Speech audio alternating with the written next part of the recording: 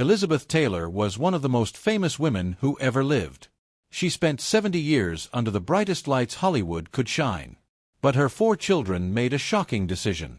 They walked away from it all. Not one of them became an actor. Not one chased her fame. Instead, they chose lives so quiet, so hidden, that most of the world has no idea who they even are. And their reasons will break your heart. When Elizabeth Taylor looked at her children, she didn't see future movie stars. She saw people she loved more than anything in the world. And she protected that love like nothing else mattered. But here's the thing nobody talks about. Her kids were watching everything. They saw the cameras.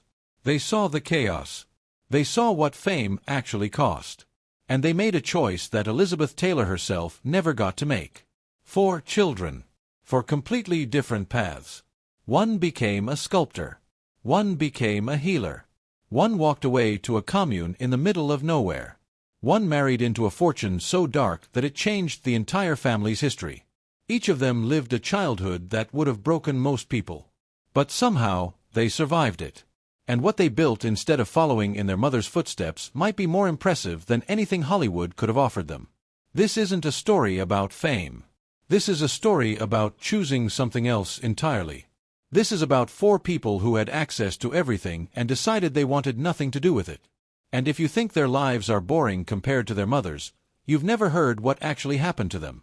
Because behind closed doors, away from the cameras, these 4 children lived some of the most extraordinary, heartbreaking, and ultimately beautiful lives you could ever imagine. Their mother's legacy wasn't the movies. It was them. Do you think you could walk away from that kind of fame if you were born into it? Or would the pull be too strong? Let us know in the comments. The summer of 1957 was the last time Elizabeth Taylor felt real happiness. She was married to a man named Mike Todd. He wasn't an actor. He was a producer. And by everyone who knew him, he was the great love of her early life. For the first time in years, she felt like she'd found someone who loved her for who she really was, not just for what she looked like on screen. On August 6, 1957, Elizabeth gave birth to a daughter. They named her Elizabeth, but the family called her Liza. She was born small and early, and for a few terrifying weeks, doctors weren't sure if she and her mother would both make it through. But they did. For a few perfect months, Elizabeth Taylor had everything. A loving husband. A healthy baby. A quiet home. A real family. That was only the beginning of the heartbreak. In March of 1958, Mike Todd boarded a private plane. The plane was nicknamed the Lucky Liz, named after his young wife. He was flying to New York for a business trip. Somewhere over New Mexico, the plane hit a storm. It never made it to its destination. Mike Todd died instantly. Everyone on board died with him. Liza was not even 8 months old. Think about that for a second. She would grow up without a single memory of her father. Not one. She would only have photographs, home movies, stories that other people told her. But the man who named a plane after her? She would never know him, never hear his voice, never feel his hand holding hers. Elizabeth Taylor was 26 years old, suddenly a widow, and the world wanted to watch her grieve in front of cameras. She never really recovered from it. None of the people close to her believed she ever did. What happened next would shape everything about who Liza became. Her mother married again. A singer named Eddie Fisher. That marriage fell apart. Then she married Richard Burton, the man everyone remembers.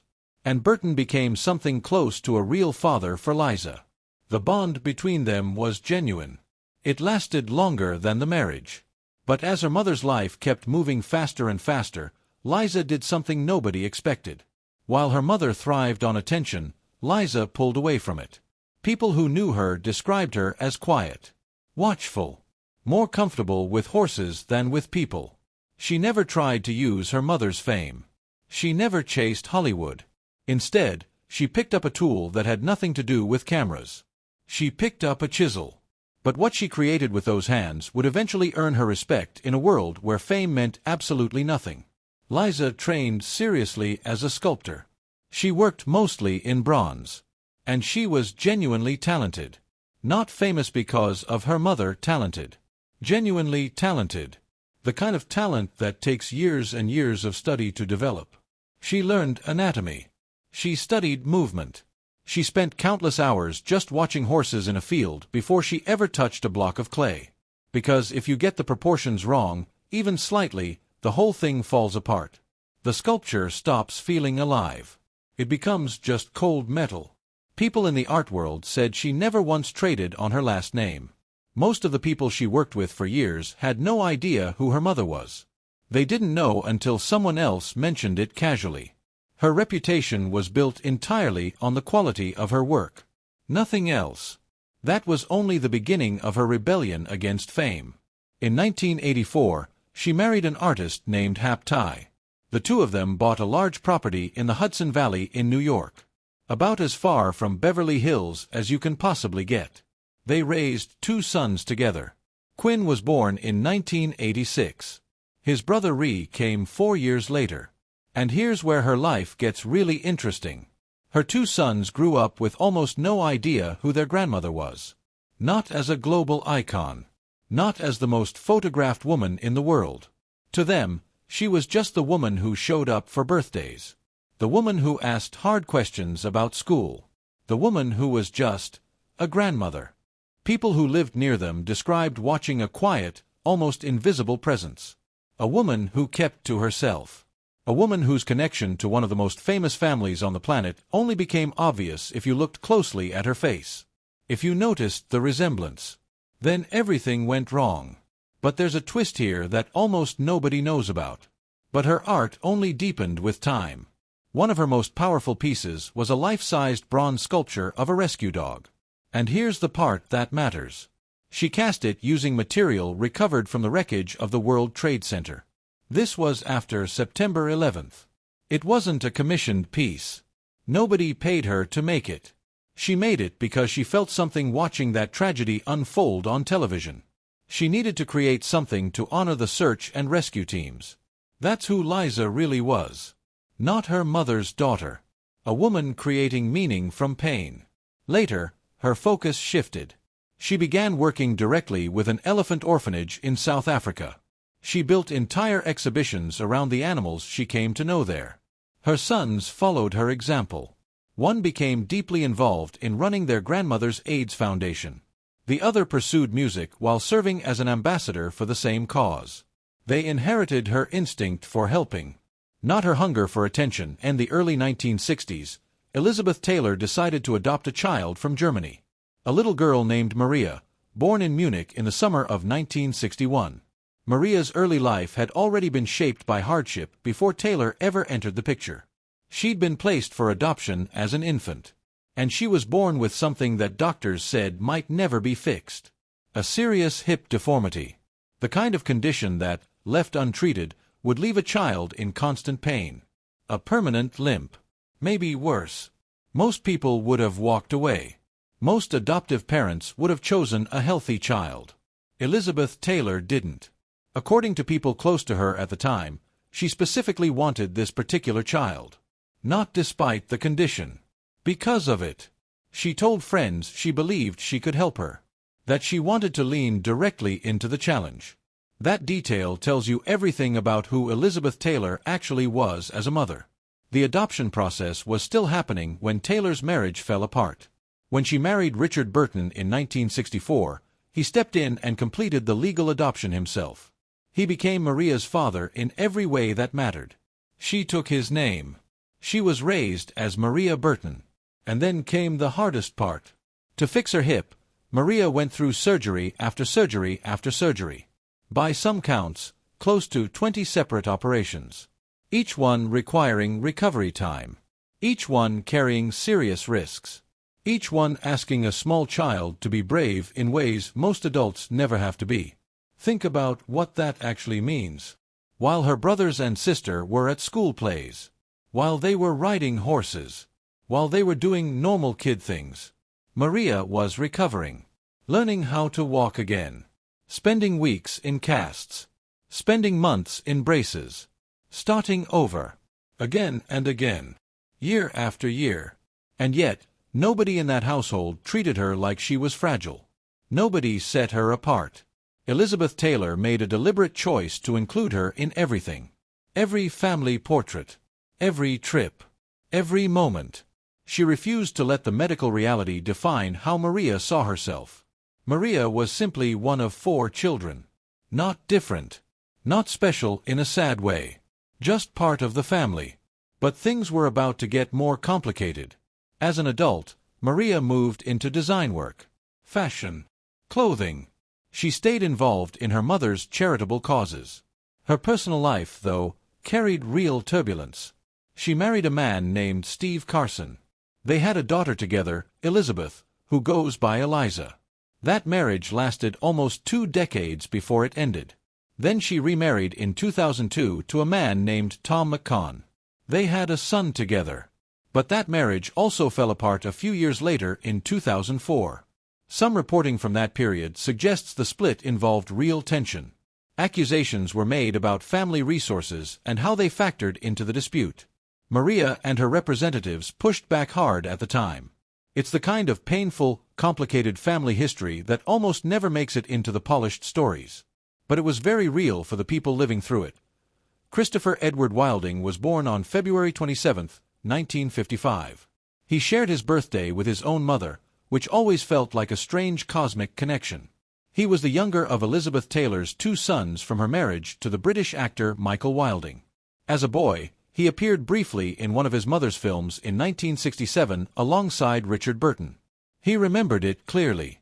An itchy costume. Braces on his teeth. Watching his stepfather perform while cameras never stopped rolling. But he never wanted that life for himself. As an adult, Christopher built a quiet career behind the camera. Sound. Assistant directing. The kind of work that doesn't generate headlines.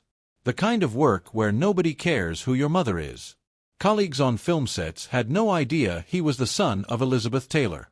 That anonymity was exactly what he wanted. But his personal life would change everything. Not just for him. For his entire family. In 1981, Christopher married a young woman named Aileen Getty. The name should sound familiar. Aileen was the granddaughter of J. Paul Getty, one of the wealthiest men who ever lived. A man whose personal fortune was compared to the total economic output of entire small nations. The Getty wealth made even Hollywood royalty look modest. But that wealth came with a level of tragedy that had shocked the world less than a decade before. Aileen's brother, John Paul Getty III, had been kidnapped in Rome in 1973 when he was only 16 years old. The kidnappers demanded an enormous ransom. But the family patriarch, Aileen's grandfather, refused to pay. He told reporters if he paid for 1 grandchild, he'd have 14 more kidnapped by morning. It's one of the coldest statements in the history of American wealth. The standoff lasted months. Public pressure mounted.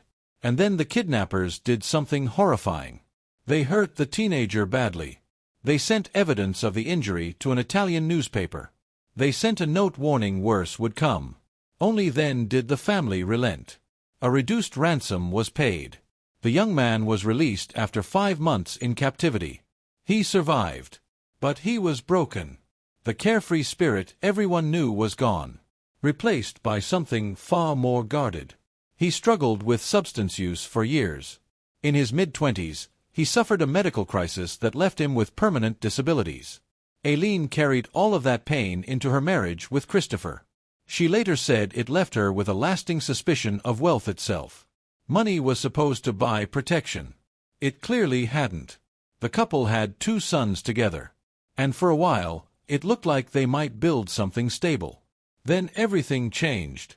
What happened next would transform Elizabeth Taylor's entire life. And it would pull this family directly into the orbit of one of the most devastating medical crises of the 20th century. Nobody saw it coming. But when it arrived, it would alter everything. In the mid-1980s, Aileen learned she had contracted HIV. At first, she told people close to her that the source was a blood transfusion. That was easier to say. Less stigmatizing. More acceptable. It was only years later, when she felt safe enough, that she told the real truth. She had contracted it during a painful period in her marriage. When she and Christopher were both struggling. When the relationship had already started to fall apart. It happened during that time. You need to understand how terrifying a diagnosis like that was. The mid to late 1980s were the height of public panic. Misinformation everywhere. Most people didn't understand how the disease actually spread. A diagnosis like HIV could end your career overnight. It could end your friendships. It could destroy your life. Not just your marriage. Everything. Christopher and Aileen divorced by the late 1980s. Christopher took primary care of their 2 young sons. Most people assumed Aileen would disappear from the family. That's what always happened. The ex-spouse faded away. New chapters began. That's not what happened here. This is where the story takes its most unexpected turn. Aileen didn't disappear. She and Elizabeth Taylor stayed close. For the rest of Taylor's life. They stayed close. Aileen continued to speak about her former mother-in-law with real warmth for decades. And Elizabeth Taylor never treated her with judgment. Not over the affair. Not over the diagnosis. Not over any of it. Many people close to the family said something shifted inside Taylor during this time. Watching her daughter-in-law go through that experience up close, watching the stigma, watching the fear, something changed in her. She began to care about AIDS in a way that most celebrities absolutely refused to. In the middle of the 1980s, when the disease still carried massive stigma, Elizabeth Taylor became one of the earliest and most visible advocates anywhere in the world. She didn't just speak about it. She founded her own foundation dedicated entirely to HIV and AIDS research. She put her name on it. She put her reputation on the line at a moment when that was genuinely dangerous. When other celebrities were running away from the cause, Elizabeth Taylor ran toward it. All because her daughter-in-law trusted her enough to tell the truth. Aileen, for her part, survived. She became a long-term survivor. She built an entire second career around advocacy. She founded organizations focused on housing and supporting people affected by the disease. She became an ambassador for the Elizabeth Taylor AIDS Foundation. The 2 women stayed close right up until Taylor's death in 2011. Think about how unusual that relationship really was. Most marriages that end the way theirs did don't leave room for that kind of bond. But Elizabeth Taylor had lived through more loss than almost anyone. And she had very little patience left for judging anyone else's pain. Michael Howard Wilding Jr. was Elizabeth Taylor's firstborn. He arrived in Santa Monica in January of 1953. He was old enough to remember a version of his mother before superstardom had completely swallowed her whole life. But he was still young enough to grow up inside all the chaos of it. Like his younger brother, he appeared as an extra in that same 1967 film. But unlike his siblings, Michael actually pursued acting seriously. He landed recurring roles on daytime soap operas through the 1980s. He even shared a screen credit with his own mother in a television movie. For a stretch of years, it genuinely looked like the eldest Wilding son might carve out his own modest corner of the family business. Then he walked away from it all. Not gradually. Completely. And what he chose instead is one of the most shocking rejections of Hollywood that any child of a major celebrity has ever made. In 1970, Michael married a woman named Beth Clutter. They had a daughter named Layla. And then he made a choice that would have shocked most of the people who knew his mother. He moved to a commune. A literal commune. While his mother was filming movies and winning Oscars, while she was living in mansions with staff and security, Michael Wilding Jr. was raising his daughter on a commune. As far removed from Beverly Hills as it's physically possible to be for the son of one of the most glamorous women alive. Think about that contrast for a second. The son of Elizabeth Taylor. Living communally. Rejecting wealth. Rejecting status. Rejecting everything his mother had built her life around. It was about as complete a rebellion as you could possibly make. And his mother never held it against him. She stayed present in his life. She visited when she could. She never once suggested he owed her a more conventional path. That's the kind of mother Elizabeth Taylor actually was. Not the Hollywood icon. The actual person. During that same period, Michael welcomed a second daughter, Naomi, born in 1975 with a partner named Johanna Luca Dan. An unconventional setup by any measure. Completely at odds with the image people probably imagined for a child of Elizabeth Taylor's world. But Michael didn't care what people imagined. He was building something real. Something honest. Something that had nothing to do with cameras or fame or any of it. His path eventually settled down. In 1982, he married Brooke Palance, an actress and the daughter of Oscar winner Jack Palance. They had a son named Tarquin, born in 1989. Elizabeth Taylor spent real time with all of her eldest son's children. She split holidays between them and his siblings whenever she could. But then Michael did something even more dramatic. He stepped away from acting almost entirely and reinvented himself once again. In 1991, he moved to Santa Fe, New Mexico, and became a stone sculptor. A discipline about as far removed from a Hollywood soundstage as it possibly gets. And this time, he found something he would never let go of. Michael has described stone sculpting as something closer to a conversation with the material itself. Not a battle. Not a conquest. A conversation. He carves slow, flowing shapes out of marble and limestone. He draws inspiration from the desert landscape around him.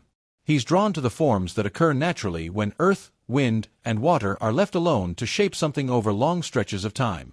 Patiently. Without forcing it. It's a discipline that leaves absolutely no room for shortcuts. A single piece can take months. Maybe longer. And here's the part that matters. There's no undoing a wrong cut. Once the stone is gone, it's gone forever. By his own account, that's exactly what drew him to it. A kind of permanence. A kind of consequence. Acting, with its retakes and edited scenes, never offered him that. With stone, every decision matters. Every cut is final. Every mistake is permanent. That's real.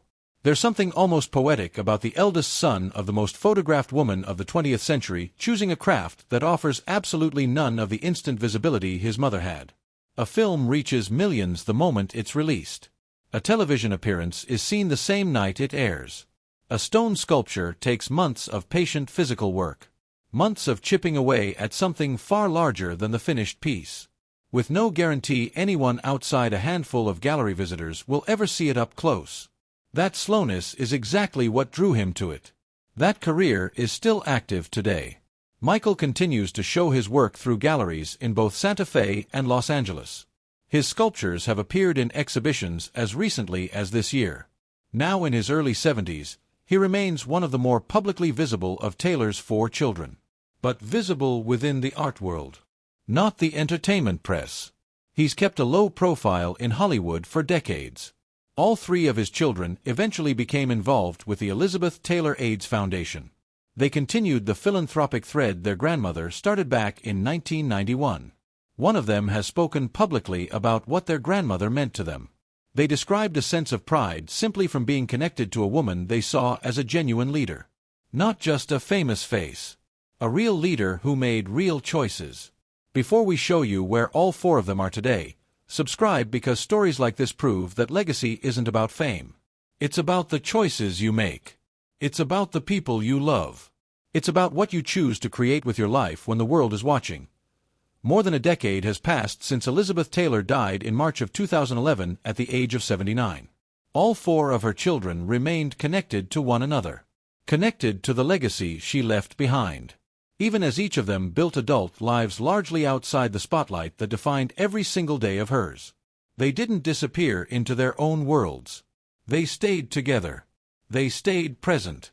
Michael Wilding Jr. still works stone in Santa Fe, showing new pieces in galleries in New Mexico and Los Angeles. His hands carving marble the way his mother's voice once moved audiences. Different medium. Same dedication.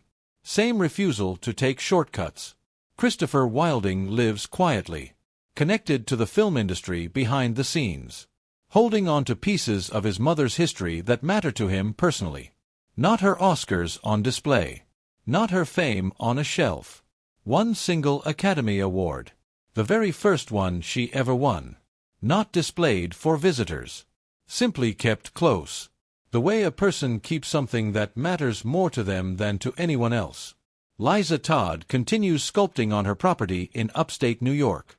Her focus increasingly turned toward wildlife conservation work overseas. Toward the elephants she came to know in South Africa. Toward creating meaning from her art in ways that have nothing to do with celebrity. Nothing to do with her mother's name. Everything to do with what she actually believes in. And Maria Burton has settled into a private life in Idaho, largely removed from the entertainment world that shaped so much of her early years, staying connected to her mother's charitable causes from a comfortable distance, living quietly, living on her own terms. Between the four of them, they gave Elizabeth Taylor 10 grandchildren, several of whom now carry pieces of her legacy forward directly, running her AIDS Foundation, managing her estate, keeping her memory active in the causes she cared most about, from HIV research to wildlife conservation to housing for people who need it. Her actual legacy, not the movies, the people, the causes, the work that continues. Most of us may never become famous, but many of us know what it feels like to face rejection and keep going, to choose a different path than what was expected, to build something quietly while the world watches someone else. That's what these 4 children did. They had access to everything. They watched their mother get chased down streets by photographers. They watched the chaos up close. And they made a choice. They chose differently. None of the 4 children ever chased the kind of fame their mother carried for nearly 70 years. If anything, each of them built a life around the opposite instinct entirely. Privacy, craft, real distance from the cameras that followed their mother everywhere she went. When you look at old interviews of Elizabeth Taylor talking about her children, there's a pattern that shows up again and again. She rarely spoke about them in terms of achievements or careers. She spoke about them in terms of how they made her feel steady. How coming home to them after a film shoot or a hospital stay was the one part of her life that never felt like performance. Given how chaotic the rest of her world was, that steadiness might have been the rarest thing she ever had. A daughter who lost her father before she could remember him picked up a chisel and started shaping something permanent out of raw material. A daughter who arrived from hardship overseas and endured nearly 20 surgeries built a quiet family life far from any spotlight at all. A son who once lived on a commune eventually settled into a discipline built entirely around patience and slow removal, carving stone in the middle of the desert. And a son whose marriage collided with tragedy on a scale most families never come close to experiencing chose to keep one small meaningful object from his mother's career close to him rather than the fame that came with it. It's tempting looking back at old footage of Elizabeth Taylor arriving at some premiere in the 60s or 70s, jewelry catching the flashbulbs, to imagine that everything in her world moved at that same glamorous pace.